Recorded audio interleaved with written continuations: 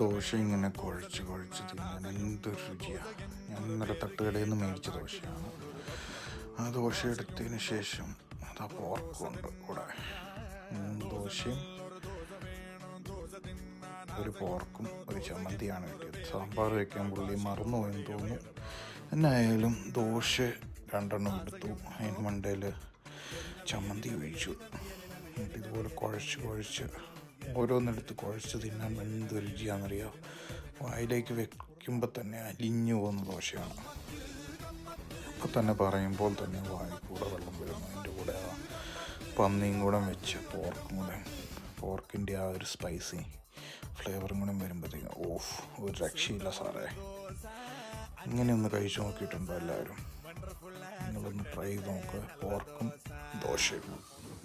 Thank you.